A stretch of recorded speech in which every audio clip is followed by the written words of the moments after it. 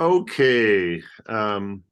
We are halfway through Ezra. Um, Mhm. I wanted to kind of go back to remind us of where we were. So, when we read, we're finishing up the history section of the Bible. And from the end of the Pentateuch, so Joshua, Judges, Ruth, all the way through Second Kings is one long narrative. um, that leads up to just about to the Babylonian exile. And it's all those books are sequential for the most part. But then when we started Chronicles plus Ezra and Nehemiah are the same, they overlap, right? So if my arm is the timeline and here's Joshua, Judges, Ruth, all the way through Second Kings, Chronicles, Ezra, and Nehemiah overlap and go a little beyond the end of it. Chronicles covers most of that time, and then Ezra and then Nehemiah cover a time that's not covered by the Second Kings, and that is post exile. So Ezra covers the time immediately following the people leaving captivity in Babylon, and then Nehemiah follows that. Ezra was a priest, so you have that perspective, and Nehemiah was sort of like a governor. And Mhm.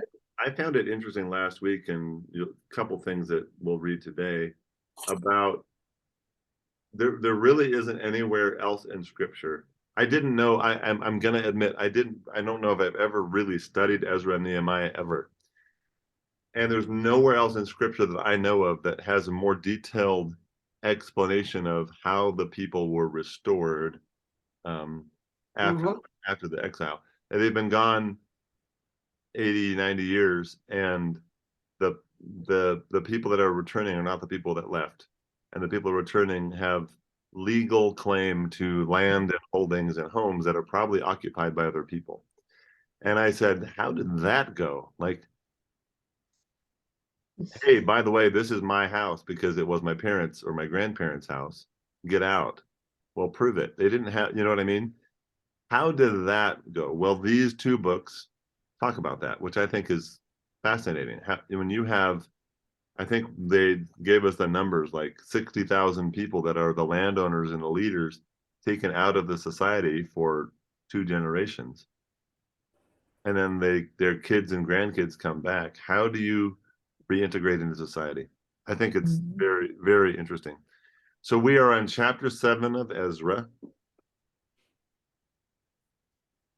And up to this point, we basically read about um, the actual release of the slaves in Babylon. We haven't really um, the book of Ezra hasn't really delved into how the people are going to integrate back into the land. So, um, okay, chapter 7.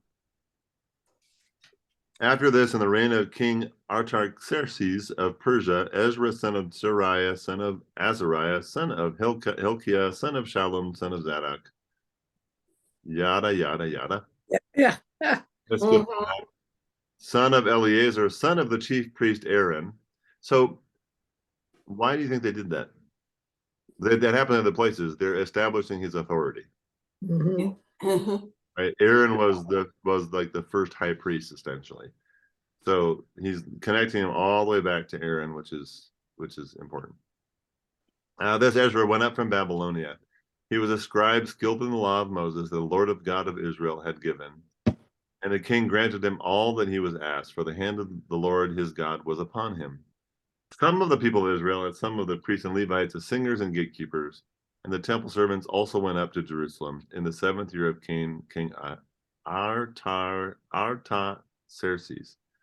They came to Jerusalem in the 5th month, which was in the 7th year of the king. On the first day of the 1st month, the journey up from Babylon was begun, and on the first day of the 5th month, he came to Jerusalem. The gracious hand of his God was upon him. For Ezra had set his heart to study the law of the Lord and to do it, and to teach the statutes and ordinances of Israel. So even though we've had 6 chapters, the 6 chapters previous to this pretty much have talked about the release of the captives, and now we are into the actual return to the Holy Land.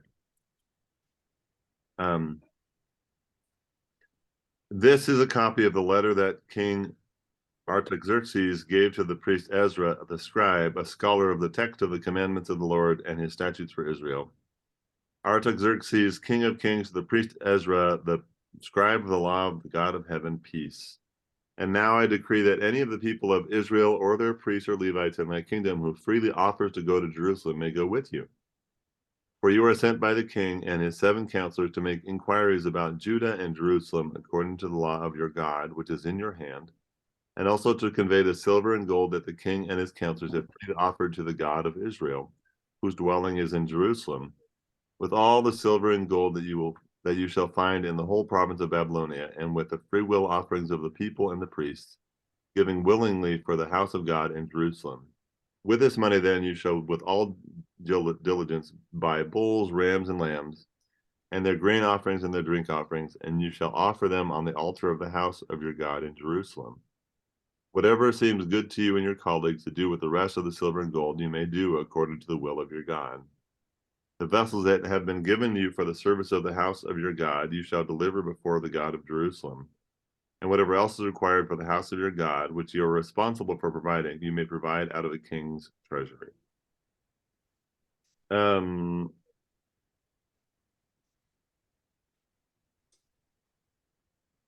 trying to figure out. So we had Cyrus, but Cyrus released them, but they're finally actually being released. They're finally leaving later, I guess. I'm trying to figure out why there's a different king. Anyway, because there had been one in between too, Darius. So it was Cyrus and then Darius, and now Artaxerxes. Verse 21, I, King Artaxerxes, decreed to all the treasurers in the province beyond the river, whatever the priest Ezra, the scribe of the law of the God of heaven, requires of you, let it be done with all diligence. Up to 100 talents of silver, 100 cores of wheat, 100 baths of wine, 100 baths of oil, and unlimited salt.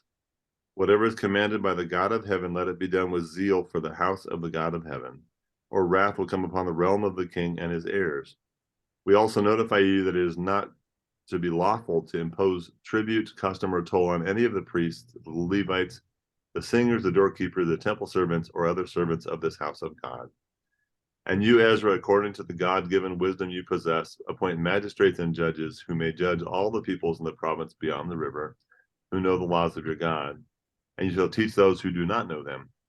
All who will not obey the law of your God and the law of your king, let judgment be strictly executed on them, whether for death or for banishment or for confiscation of their goods or for imprisonment.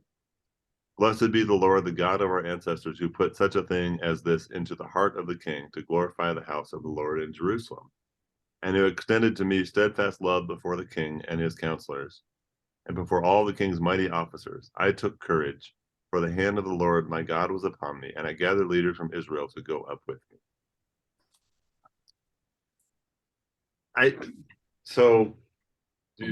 My initial thought is, why did the Babylonians give them basically unlimited gold? It's one thing to let them go free, but I'm kind of surprised they would give them access to so much money when they left. Granted, they took it when they left, but people tend to be very stingy with their money, even if it's stolen money. And this narrative makes it seem like they were incredibly generous with giving them gold and silver to travel back home with, considering these are former slaves.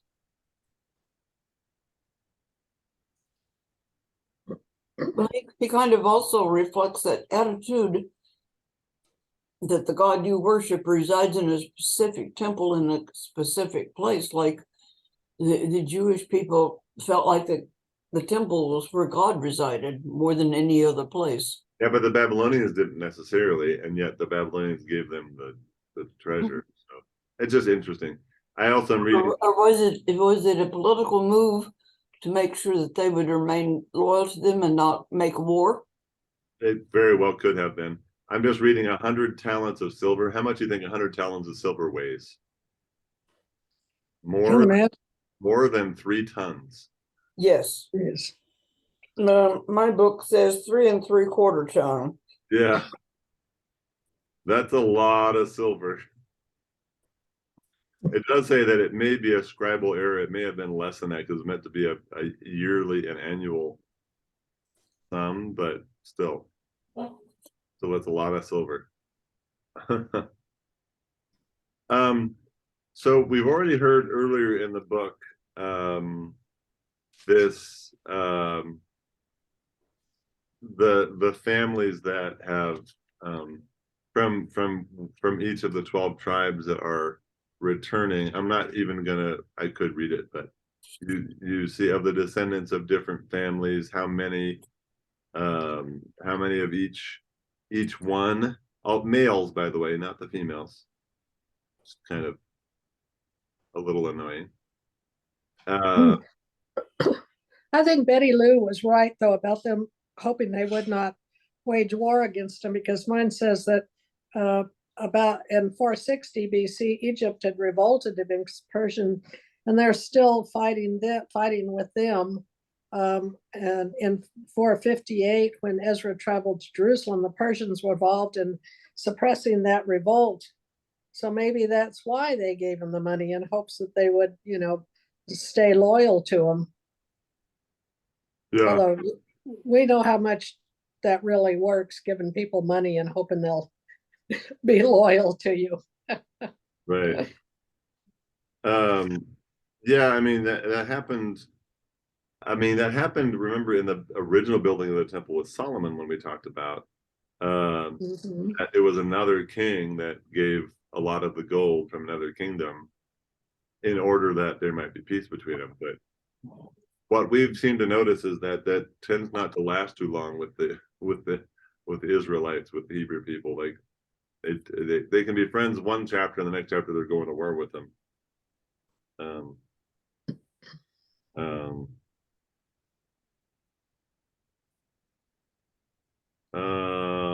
Yeah. Okay.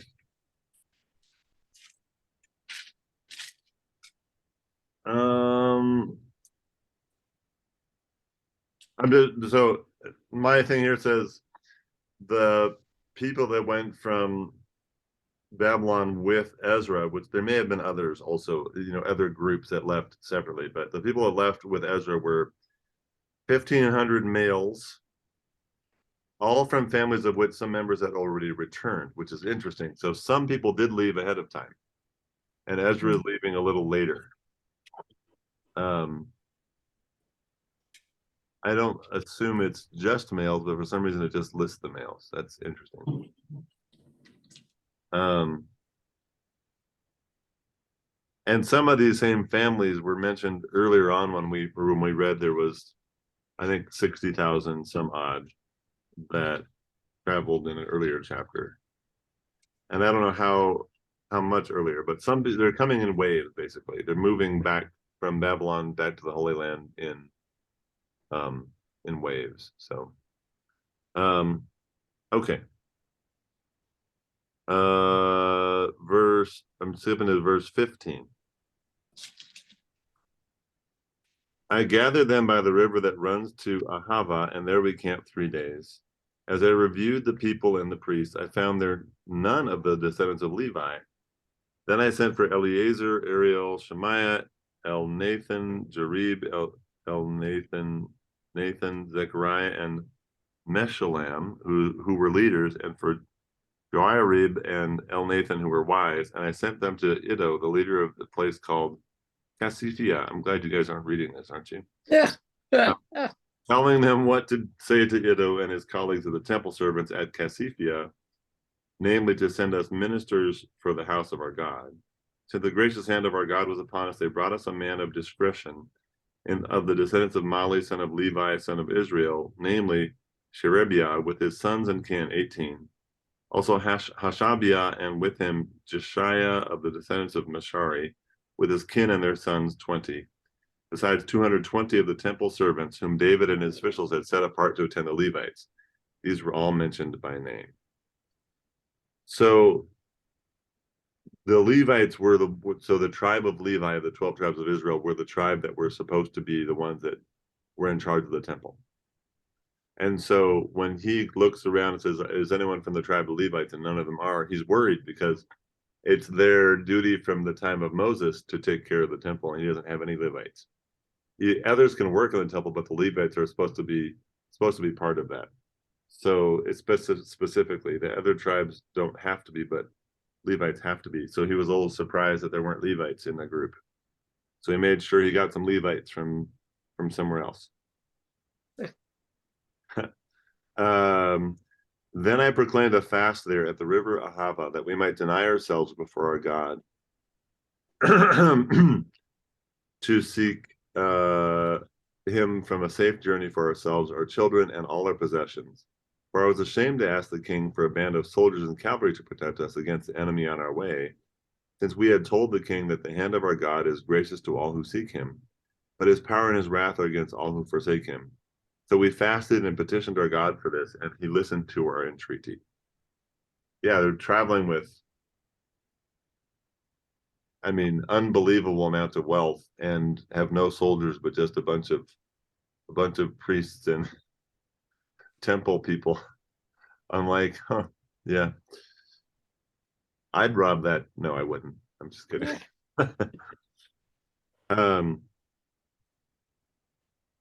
I'm also wondering if maybe part of, the temple was destroyed, right? And part of the reason that people were accepted back into the land was they brought all this wealth back with them. An interesting way of thinking. That could possibly be it. Yeah. Yeah. Then I set apart 12 of the leading priests, Sherebiah, Hashabiah, and 10 of their kin with them. And I weighed out to them the silver and the gold and the vessels, the offering for the house of our God, that the king, his counselors, his lords, and all Israel there had offered. I weighed out into their hands 650 talents of silver, and 100 silver vessels worth talents, and 100 talents of gold, 20 gold bowls worth 1,000 derricks, and 2 vessels of fine polished bronze as precious as gold. And I said to them, you are holy to the Lord, and the vessels are holy, and the silver and the gold are a freewill offering to the Lord, the God of your ancestors. Guard them and keep them until you weigh them before the chief priests and the Levites and the heads of families in Israel at Jerusalem, within the chambers of the house of the Lord. So the priests and Levites took over the silver, the gold, and the vessels as they were weighed out to bring them to Jerusalem, to the house of our God. I'm wondering why he didn't just bring them himself. Maybe he figured if he spread them out, they'd be harder to attack. Rob, But, one big pile. Yeah. He sends out about half of what he's got, to the temple. Doesn't say why, but I find that just kind of fascinating. He took some of them and sent with them a bunch of the treasure. Then we left the river Ahava on the 12th day of the first month to go to Jerusalem. The hand of our God was upon us, and delivered us from the hand of the enemy and from ambushes along the way. We came to Jerusalem and remained there 3 days. On the 4th day, within the house of our God, the silver, the gold, and the vessels were weighed into the hands of the priest Meremoth, son of Uriah, and with him was Eleazar, son of Phinehas, and with them were the Levites, Jozabad, son of Jeshua, and Noadiah, son of Binnui. The total was counted and weighed, and the weight of everything was recorded. At that time, those who had come from captivity, the returned exiles, offered burnt offerings to the God of Israel. 12 bulls for all Israel, 96 rams, 77 lambs, and as a sin offering, 12 male goats. All this was a burnt offering to the Lord. They also delivered the king's commissions to the king's satraps and the governors of the province beyond the river, and they supported the people in the house of God. That last little bit is kind of important because that means that there were sort of there were governors, Babylonian governors, that sort of remained behind to rule the land. Because that's who he's talking about. So I kind of had always thought that the Babylonian exile was the Babylonians came in and they took the people and they just the land empty, but it does look like they left behind people to govern over the people. It was still part of the kingdom of Babylon to some degree. I don't know when that ended, because it ended sometime between then and I mean, you have 500 years yet, or 450 years yet till Jesus, and they're certainly gone by then. So the Greeks or the Romans kicked out the Babylonians at some point. Probably the Greeks, because there was the Greeks had taken over before the Romans did. I don't know, for some reason I just had assumed that there weren't Babylonian leaders still in the Holy Land, but it seems to me that there were. Well, they probably didn't want to just leave it to go to pot. I mean, they'd conquered it. They still probably collected dues from them. The Babylonians did. So I imagine that's probably why they left some of them there. Don't you? Yes. Yeah, it makes sense. I mean, especially as they're taking all of the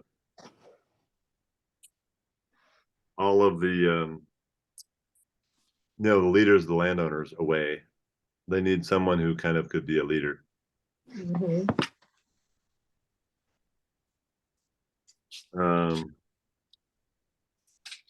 Okay. So many more names. We got so many more names. Yeah. The end of it is so many names. Oh, anyway. After these things had been done, the officials approached me and said, the people of Israel, the priests and the Levites, have not separated themselves from the people of the lands with their abominations, from the Canaanites, the Hittites, the Perizzites, the Jebusites, the Ammonites, the Moabites, the Egyptians, and the Amorites. For they have taken some of their daughters as wives for themselves and for their sons. Thus the Holy Seed has mixed itself with the peoples of the lands, and in this faithlessness the officials and leaders have led the way. When I heard this, I tore my garment and my mantle and pulled hair from my head and beard, and sat appalled. Then all who trembled at the words of the God of Israel because of the faithlessness of the returned exiles gathered around me while I sat appalled until the evening sacrifice.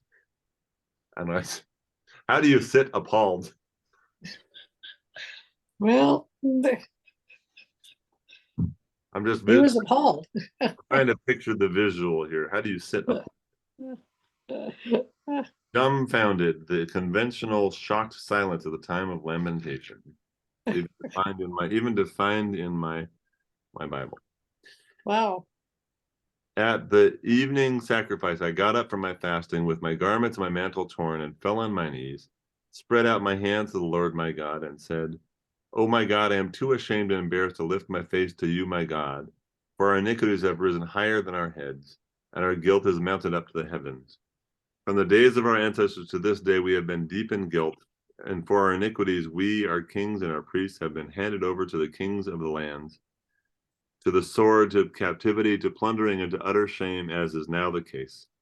But now, for a brief moment, favor has been shown by the Lord our God, who has left us a remnant and given us a stake in his holy place, in order that he may brighten our eyes and grant us a little sustenance in our slavery.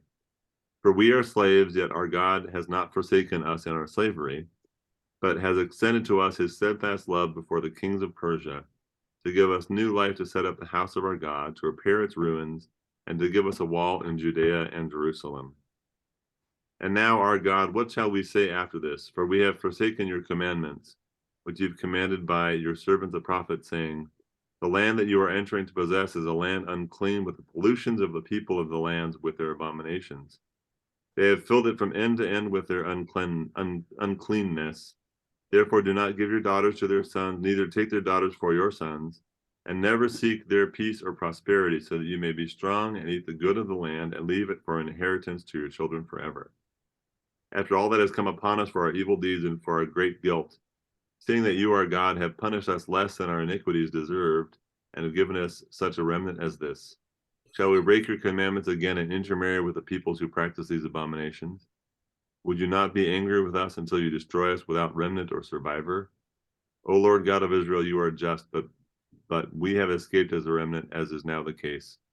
Here we are before you as in our guilt, though no one can face you because of this. The intermarrying, gosh, it happens so much in the Bible, but here he's really, really depressed about it. He's quoting some from Deuteronomy and stuff in here.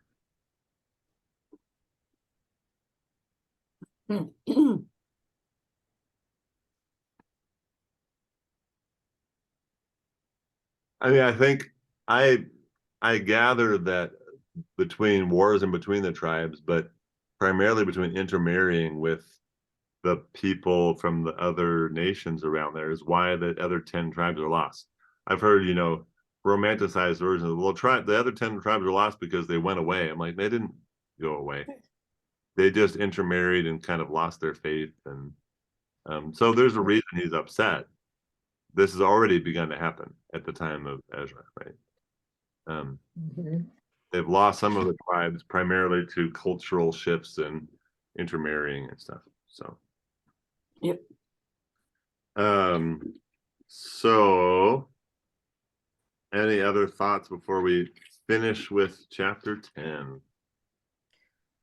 No, probably, you're about them intermarrying. It sort of dilutes their tribes and their beliefs, because you add, a marriage here, a marriage there, pretty soon, it's just like that's kind of anything else, it just turns into a giant melting pot, and everyone is, nobody really has direction like the Hebrews did to begin with. I think that's a lot of it. Yeah, the original purity of both genetics and cultural Yeah. and religious was all being diluted. Yeah. Okay. While Ezra prayed, this is chapter 10, while Ezra prayed and made confession, weeping and throwing himself down before the house of God, a very great assembly of men, women, and children gathered to him out of Israel.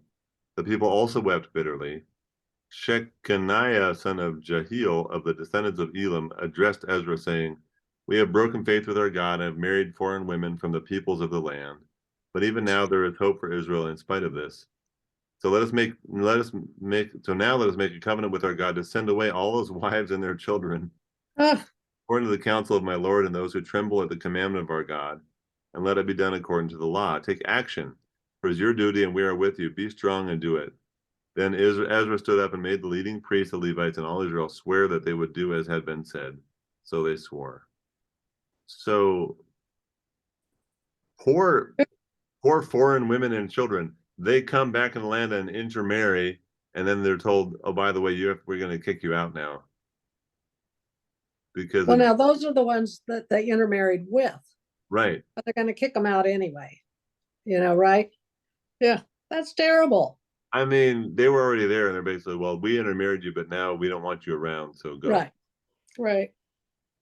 I get wanting to be, I keep thinking of Harry Potter. Now, maybe you haven't seen the Harry Potter movies. And you're like, wait a second, what does this have to do with Harry Potter? A lot of the Harry Potter has to do with purebloods versus half-bloods versus muggles, which are no blood. Right. And most of the violence and the death and destruction that happens in the Harry Potter movies is the purebloods versus the not purebloods. Right. Right. And the purebloods are not on the good side, for the record. No.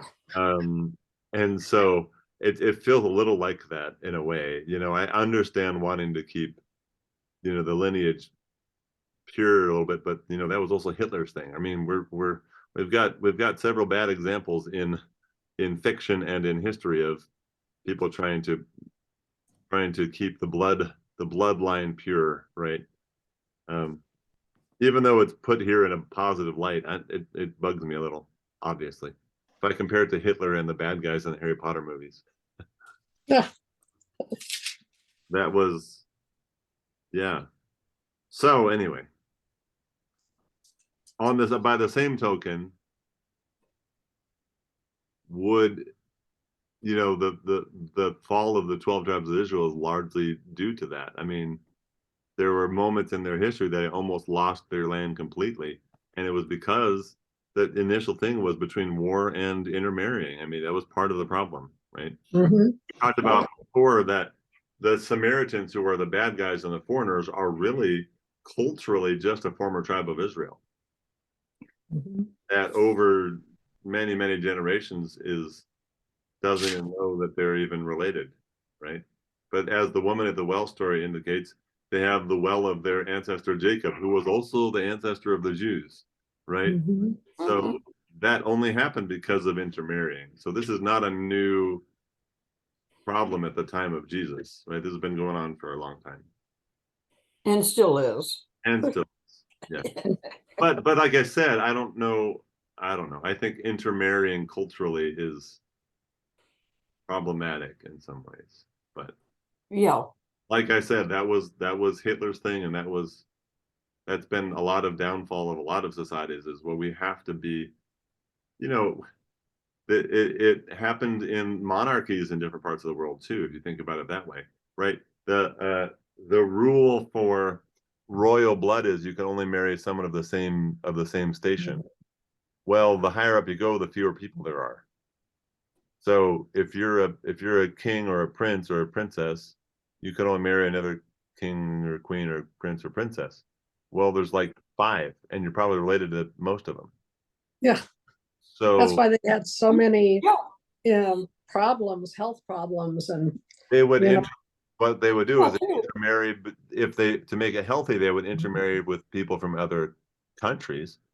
You know, the king of England would marry the queen of Spain or something like that, or the prince of England would marry, Well, Queen of Victoria married a German. right? But Yeah. And of course, they had what, 9, 10, 12 children?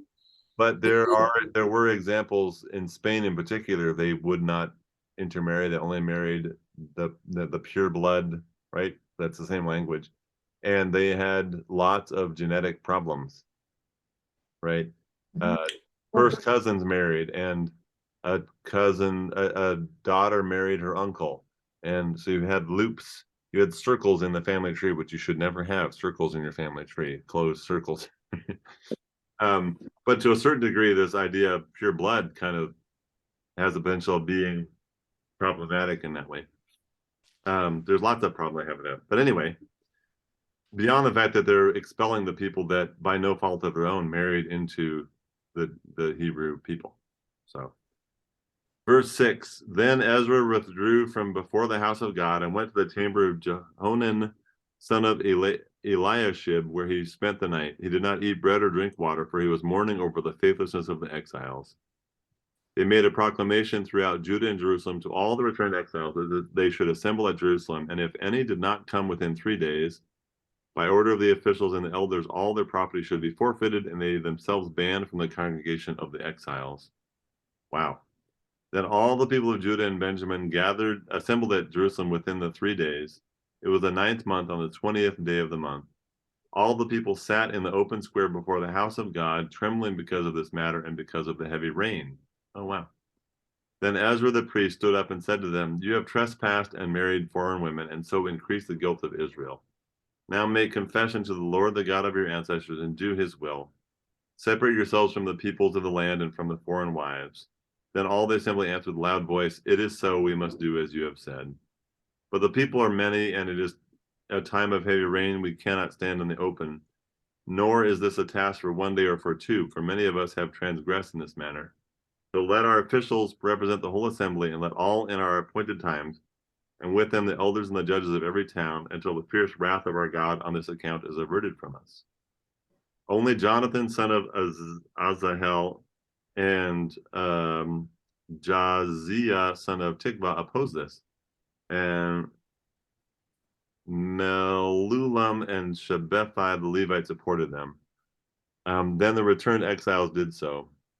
Ezra the priest selected men, heads of families, according to their families, each of them designated by name. On the first day of the 10th month, they sat down to examine the matter. By the first day of the first month, they had come to the end of all the men who had married foreign women. And there were found of the descendants of the priests who had married foreign women, the descendants of Jeshua, son of Josadak, and his brothers. Oh my God. And then we have a long list of everyone who had married foreign wives. And that was that. They just, All these had married foreign women, and they sent them away with their children. wow. I don't like that ending, No, that's not very good at all, huh? but anyway, we will end with Ezra, their really short Bible study today, and we will Okay. Nehemiah next week. Yes. All righty. Hmm. So thank you guys for coming today.